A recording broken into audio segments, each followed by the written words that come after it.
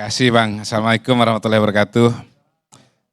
Tapi saya izin lepas baju nih Bang di sini. Saya di sini sebagai temannya Bang Karni, Ya, Kapolka, kawan politik Karni Ilyas. Terima kasih saya hadir karena memang sudah lama sekali nggak kesini. Saya bagian dari keluarga besarnya ILC Bang.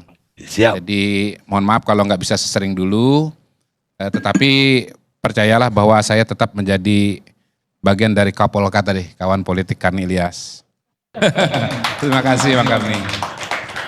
Pertama-tama begini, Forum Purnawirawan itu adalah kumpulan masyarakat sipil ya sebetulnya ya. Memang beliau-beliau adalah mantan TNI, para jenderal, tadi disampaikan berulang kali, tetapi sebetulnya pada hari ini semua sudah sama dengan kita, sama dengan Bang Refli, dengan Bang Karni, dengan Bang Iwan, dengan saya, dengan Bang Freddy, kita semua adalah sipil. Dan sebagai kelompok masyarakat sipil tentu bisa berbicara dan berhak untuk menyampaikan pendapatnya, terutama isu-isu politik. Tetapi sebagai kelompok masyarakat sipil tentunya juga ada dinamika. Kita lihat bahwa dari bulan tadi di Bang Karni review dari akhir April kemudian terakhir kemarin pada awal Juni kita melihat ada dinamika juga ya. Misalnya yang terakhir 4 nama itu tidak ada lagi Pak Trisutrisno gitu. Jadi memang dinamika juga mungkin terjadi pada internal teman-teman atau senior-senior kita dari Purnawirawan. Jadi kalau Bang Refli tadi mengatakan, ini kok Purnawiran biasanya sama. Dari dulu Purnawiran berbeda itu biasa. Partai politiknya juga biasa, beda-beda. Maju calon juga beda-beda juga biasa. Dari tahun 2004 pertama kali kita bicara pencalonan calon presiden, Purnawirawannya ada beberapa waktu itu. Ada Pak Wiranto, ada Pak SBY, ya kan. Jadi sebetulnya itu sesuatu yang wajar. Nah, tapi yang pasti kita semua menghormati pandangan dan pemikiran dari para tokoh bangsa ini yang sudah berkarya, berkarir, berbakti bagi bangsa dan negara. Pak Sutioso misalnya panjang karirnya, menjadi anggota Kopassus, pernah jadi gubernur, ketum Persatuan Bulu Tangkis Indonesia, pernah kepala BIN, Pak Farul Rozi pernah menjadi wakil Panglima TNI, juga menjadi Menteri Agama. Tentu beliau-beliau ini menyampaikan pendapatnya karena kecintaan kepada bangsa dan negara. Nah, poin yang kedua adalah Indonesia merupakan negara demokrasi, karena itu dalam demokrasi keragaman itu pasti terjadi, itu sesuatu yang niscaya, namanya demokrasi. Jadi kalau totaliter baru kemudian pendapatnya cuma satu. Tapi kalau demokrasi pasti ada pandangan-pandangan yang berbeda. Baik hal yang besar maupun hal yang kecil. Nah, jadi kita terima sebagai sebuah dinamika demokrasi. Tetapi Bang Karni sebagai demokrasi, negara demokrasi tentunya juga kita punya mekanisme ketatanegaraan, punya mekanisme perundang-undangan. Dan pada titik itu memang kita harus katakan soal pemberhentian presiden dan wakil presiden ini letaknya itu ada di tangan MPR gitu. Posisi senior kita para dari Forum Purnawirawan adalah kelompok masyarakat yang memberikan usulan kepada DPR, yang memutuskan adalah MPR. Nah, pada titik ini juga pada hari ini sebetulnya persamaan saya dengan Bang Refli itu besar sekali. 80%. Persamaan kami malam ini. Ya, walaupun yang 20 lebih cocok Kodari jadi PCO kayaknya. Jangan. Walaupun yang 20% itu kemudian membuat kesimpulan kami sangat berbeda. Di mana 80% samanya? Persis. Saya membagi proses impeachment ini dalam 2 kelompok. Pertama dari kacamata atau aspek politik, yang kedua dari kacamata atau aspek hukum. Nah, kalau kita melihat kepada Undang-Undang Dasar yang sudah diamandemen, ini saya bacakan aja nih supaya jangan salah ya. Presiden dan atau wakil presiden dapat diberhentikan dalam masa jabatannya oleh MPR. Itu sebabnya saya katakan yang memberhentikan adalah MPR atas usul DPR, baik apabila terbukti telah melakukan pelanggaran hukum, berupa pengkhianatan terhadap negara, korupsi, penyuapan, tindak pidana berat lainnya atau perbuatan tercela, maupun apabila terbukti tidak lagi memenuhi syarat sebagai presiden dan atau wakil presiden. Nah, kalau Bang Refli tadi menyebut 6, kalau saya buat 2 saja. 1, diberhentikan itu karena melanggar hukum dengan contoh-contoh yang tadi disebutkan, atau yang kedua tidak lagi memenuhi syarat sebagai presiden dan atau wakil presiden. Nah, aspek hukumnya di mana? Kalau menurut saya, ini yang tadi tidak disampaikan oleh Bang Refli, karena kalimatnya terbukti telah melakukan pelanggaran hukum, maka di sini harus ada proses hukum terlebih dahulu. Sebelum DPR itu bergerak untuk mengajukan pendapatnya kepada Mahkamah Konstitusi. Sebelum DPR mengajukan pendapatnya kepada atau usulannya kepada MPR. Nah, pada titik ini sebetulnya kita punya perjalanan yang sangat-sangat panjang. Ya, kalau kita bicara pengadilan, ada pengadilan negeri, ada pengadilan tinggi, ada kemudian Mahkamah Agung, ya. Yang hemat saya adalah ujungnya nanti terbukti telah melakukan pelanggaran hukum ini, dia harus memiliki kekuatan hukum yang tetap. Baru kemudian oleh DPR bisa diajukan kepada Mahkamah Konstitusi. Ya. Nah, saya menyebut ini sekali lagi harus melalui pengadilan, Bang, karena memang disebut pelanggaran hukum. Jadi pada titik itu saja kita sudah melihat mungkin ada berapa tuh? 4 titik ya. Kalau kita bicara aspek hukum. Pengadilan negeri, pengadilan tinggi, Mahkamah Agung, dan ada Mahkamah Konstitusi. Nah, proses politiknya di mana? Ada di DPR, ada di MPR.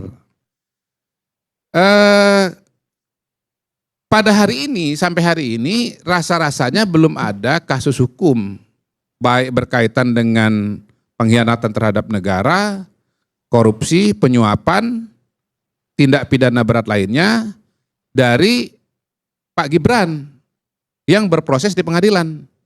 Nggak tahu ya kalau saya misalnya ketinggalan timeline gitu, ketinggalan berita gitu, bahwa sudah ada yang berproses di pengadilan negeri misalnya. Tapi setahu saya sampai tadi saya ke sini belum ada itu dari kasus-kasus Gibran, termasuk yang dicontohkan misalnya oleh Bang Refli tadi, Fufu Fafa, investasi yang masuk ke pengadilan dan kemudian terbukti secara hukum dan berkekuatan tetap untuk bisa dibawa kepada DPR. Nah, kalau teman-teman atau senior kita dari Forum Purnawirawan, misalnya nih ya, membawa case yang sudah terbukti berkekuatan hukum secara tetap kepada DPR, mungkin kita bisa katakan pada hari ini ada satu dasar yang kuat bahwa DPR akan bergerak dan mengajukan pendapat kepada Mahkamah Konstitusi. Tapi karena belum, saya anggap tidak ada. Oke, kalau secara hukum misalnya tidak ada. Secara politis nih. Nah, kalau secara politis, kita harus balik lagi ke belakang. Proses pencalonan Gibran seperti apa. Pertama yang saya baca juga nih, Bang Karni. Pak Prabowo itu minta Gibran jadi calon wakil presiden itu berapa kali? 5 kali ya kalau tidak salah ya. Ada 5 kali ya dalam beberapa kesempatan. Termasuk misalnya Pak Prabowo waktu itu ke Solo. Makan di angkringan ya atau di restoran apa di Solo itu. Kemudian proses pengajuan calon wakil presiden yang melibatkan koalisi partai politik. Waktu itu masing-masing ketua umum partai politik diminta memberikan usulan nama. Pak Erlangga mengeluarkan usulan nama. Pak Zulkifli Hasan mengeluarkan usulan nama. Siapa lagi? Ya, partai-partai yang mendukung lah ya pada waktu itu mengeluarkan usulan nama. Nah, kabarnya satu-satunya nama yang selalu muncul dalam setiap usulan ketua partai tadi. Ya, halo teman-teman, kembali bersama saya di channel ini. Salam inspirasi, salam NKRI harga mati. Bersama saya di channel Indonesia 2045 yang membahas seputar politik, pendidikan, dan juga budaya. Menarik sekali penyampaian Bung Kodari ya soal impeachment ya, soal tuntutan pemakzulan Wakil Presiden Republik Indonesia Gibran Raka Buming Raka yang sampai saat ini kita belum tahu kebenarannya bagaimana. Ya tentu dalam hal ini menarik sekali untuk kita ulas dan bahas kembali apakah syarat pemakzulan itu sudah memenuhi atau ada alasan apa sehingga tuntutan itu terus digaungkan dan sampai saat ini sudah masuk ke gedung DPR RI. Dan kalau benar nanti dimakzulkan, siapa yang akan menggantikan posisi Gibran? Apakah dia orang partai atau di luar daripada partai tetapi mampu menggantikan posisi Gibran sebagai wakil presiden? Siapa sebetulnya orang ini nantinya? Tapi kita nggak tahu karena ini juga dimakzulkan atau tidaknya kita belum tahu pasti, begitu kurang lebihnya. Nah di sini saya melihat coba baca bagaimana pendapat dan komentar dari kawan-kawan kita di sini. Tentu masyarakat Indonesia dalam berkomentar menyampaikan pendapat dan penilaian mereka di video ini. Melihat narasumber yang tidak layak seperti Refli Harun isi cuma koar-koar tidak membangun, sangat muak lihat mukanya. Dah mulai aktif lagi ya Baziar. Menurut Refli Harun ya, Gibran sudah bisa dimakzulkan, penggantinya Refli Harun ya. Tambah kacau, run gayamu aduhai. ILC selalu ngumpulin orang-orang gosip dan fitnah. Gus Dur diangkat jadi presiden oleh MPR, maka diberhentikan oleh MPR juga. Prabowo Gibran dipilih rakyat. Nah tentu memang ya itu tadi bahwa yang nggak gampang gitu loh, nggak mudah. Ini wapres dipilih rakyat gitu loh, sepaket dipilih bersama Prabowo Subianto, sepasang. Jadi kalau mau diturunkan ya turunkan berdua dong. Itu kalau memacu pada putusan 90 memang kontroversi di MK pada saat itu. Tapi kalau ada alasan-alasan lainnya ya kita nggak tahu juga. Ya sebetulnya ini keputusan di tangan Prabowo Subianto lah tentunya. Kalau Pak Prabowo setuju ya pasti ya digelar juga tuh nanti sidangnya. Bagaimanapun kekuatan parlemen, DPR, ya, pasti tegak lurus pada pemerintahan ini, tegak lurus pada presiden dan lain sebagainya. Ya tapi ya udah tahu lah ya, kita lihat ke depannya bagaimana. Kemudian mantap bang, ini memberikan penjelasan patah semua argumennya. Bravo kawan politik Karni Ilyas. Ngakunya ahli tata negara tapi Refli Kadrun cuma pakai dasar katanya dan katanya. Persis narasinya Roy Panci. Makin kesini Refli Kadrun makin anjlok IQ-nya. Refli kayaknya sirik sama Hasan Nasbi. Ngomong lebih cocok Kodari jadi PCO kayaknya. Adu domba Kodari sama Hasan Nasbi.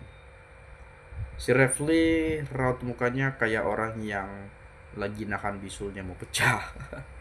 Duduk tidak tenang karena nahan sakit, tapi yang pasti bukan sakit nahan bisulnya mau pecah karena sedang tidak ada bisul ya, tapi sakitnya nahan sakit hatinya. Semua argumennya dibantah oleh Bang Kodari.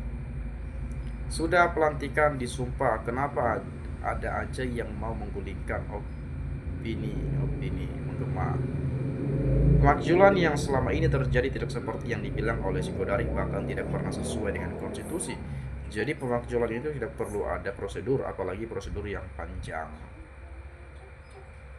Dari ijazah palsu yang belum selesai, pemakzulan anak Jokowi yang selalu ada perdebatan yang tak kunjung usai, Indo ada apa ini? Hal yang tidak wajar, adakah pengalihan isu yang disenyap saat ini? Yang lebih bersalah, monggo komen, kita sharing. Jadi ya kalau proses ini panjang, proses ini berbelit atau apa gitu ya, pasti ya saya rasa ada gejolak politik juga nanti di sini tentunya. Tidak hanya berbicara soal hukum, tetapi ini yang unik lagi, ini menjadi menjadi pertanyaan saya kepada Anda juga nanti.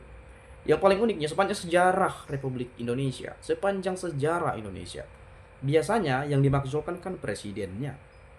Bung Karno misalnya mundur, Pak Harto mundur, B.J. Habibie laporan pertanggungjawabannya ditolak oleh MPR, Pak Gus Dur mundur. Itu presiden semua loh. Ini yang mau dimakzulkan wakil presiden.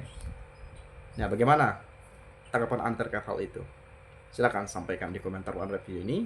Itu saja dari saya. Terima kasih. Ini menarik sekali. Jadi saya harap teman-teman bisa jawab. Salam dan sampai jumpa.